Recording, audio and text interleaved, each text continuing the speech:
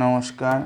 কালকে শ্রীমদ্ ভগবদ্ গীতা প্রথম অধ্যায়ে 10 নম্বর শ্লোক অব্দি আমি পাঠ করেছিলাম এবং আমি সেটা সোশ্যাল মিডিয়ায় ছেড়েছি, ফেসবুক বা ইউটিউবে ছেড়েছি।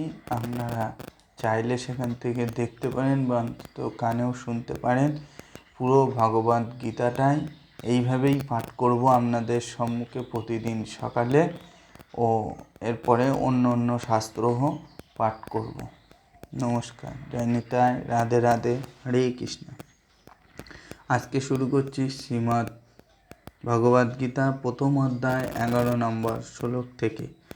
অয়নেষু চ সর্বেষু যথা ভাগমবস্থিতা বিশ্বমে বাহি রক্ষংস্ত ভবন্তু সর্ব এব হি।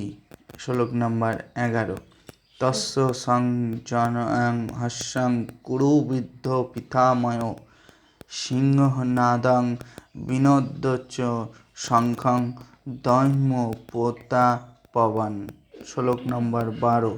তথা শঙ্খস্য ভেষজ পনবানক গোমুখা সহ সৈ হনন্ত শব্দ স্থলমূল ভবৎ।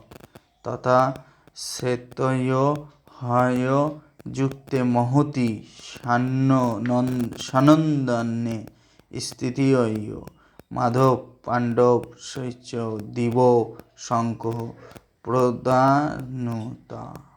শ্লোক নম্বর 14। অর্থাৎ 11 নম্বর শ্লোকে বলছে, আমি বলি আপনারা নিজ নিজ ভাগ মতো যুদ্ধক্ষেত্রে থাকিয়া পিতামহ ভীষ্মকে সাহায্য করুন। শ্লোক নম্বর 11। দুর্যোধনের সেই কথা শুনিয়া মহাবীর পিতামহ ভীষ্ম সিংহনাদ করিয়া উচ্চস্বরে শঙ্খ বাজাইলেন। শ্লোক নম্বর 12। তাহার পর শঙ্খ, ভেরী, পনক, আনক, গোমুখ প্রভৃতি বাদ্যযন্ত্র মহারোলে বাজিয়া উঠিল। সেই তুমুল শব্দে আকাশ বাতাস ভরিয়া উঠিল। শ্লোক নম্বর 13। তাহার পর শ্বেত অশ্বযুক্ত মহারথে বসিয়া শ্রীকৃষ্ণ ও অর্জুন দুইটি দিব্য শঙ্খ বাজাইলেন। শ্লোক নম্বর 14।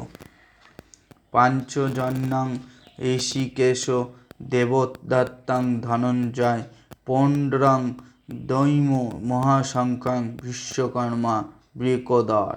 শ্লোক নম্বর 15। 15 নম্বর শ্লোকে বলছে, বাংলা অনুবাদ।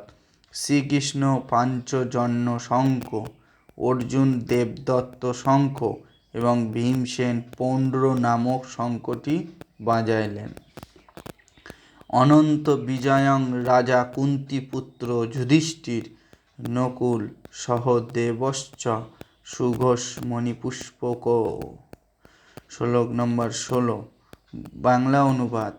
হে রাজন, কুন্তিপুত্র রাজা যুধিষ্ঠির অনন্ত বিজয়, নকুল, সুঘোষ এবং সহদেব মণিপুষ্পক নামক শঙ্খ বাজাইলেন। কাশ্চর্য পরমেশ্বস্য শিখণ্ডী চ মহারথ ধৃষ্টদ্যুম্ন বিরাটস্য সাত্যকিশ্চা পরাজিত। শ্লোক নম্বর 17। তার বাংলা অনুবাদ। মহাবীর কাশীরাজ, শ্রেষ্ঠ বীর শিখণ্ডী, ধৃষ্টদ্যুম্ন, বিরাট, মহাবীর সাত্যকী, দ্রুগব ও দ্রৌপদীর পুত্রগণ, সুভদ্রা পুত্র মহাবীর অভিমন্যু, ইহারা সকলেই পৃথক পৃথক শঙ্খ বাজাইলেন। 17 আর 18 শ্লোক নম্বরের ব্যাখ্যা বলিলাম।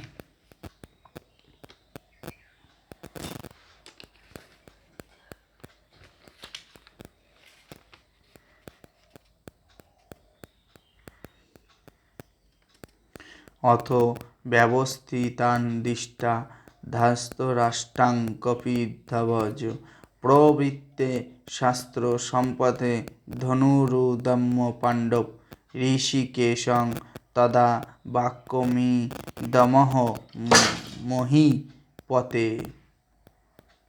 শ্লোক নম্বর 20, 1920।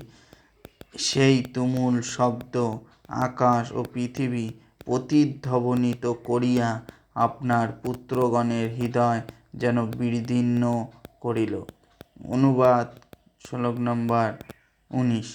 হে রাজন, অনন্তর ধৃতরাষ্ট্রপুত্রগণকে যুদ্ধে প্রস্তুত দেখিয়া বাণ বর্ষণে প্রবৃত্ত হইয়া কাপ্পিধ্বজ রথারূঢ় অর্জুন ধনুক তুলিয়া শ্রীকৃষ্ণকে বলিলেন। 20। শ্লোক নম্বর 20। সেনোরুভয়োর্মধ্যে রথং স্থাপয় মেহচ্যুত। শ্লোক নম্বর 21। যাবদে তানিরিখেহং যোদ্ধুঃ কামনা বস্তিতান। অর্জুন বলিলেন, হে কৃষ্ণ, উভয় সৈন্যদলের মধ্যভাগে আমার রথটি রাখো। আমি দেখি এই যুদ্ধে কাহারা উপস্থিত, কাহাদের সহিত আমার যুদ্ধ করিতে হইবে, এবং দুষ্ট বুদ্ধি দুর্যোধনের পক্ষে যাহারা যুদ্ধ করিতে আসিয়াছেন তাহাদের আমি ভালো করিয়া দেখিতে চাই। নমস্কার বন্ধুরা, আজকে প্রথম অধ্যায়ের 23 নম্বর শ্লোক অবধি আপনাদের সম্মুখে পাঠ করলাম। আমি এটাও সোশ্যাল মিডিয়ায় ছাড়বো, ফেসবুক বা ইউটিউবে ছাড়বো, আপনারা অবশ্যই দেখবেন এবং কমেন্টে জানাবেন। রাধে রাধে, হরে কৃষ্ণ, জয় নিতাই।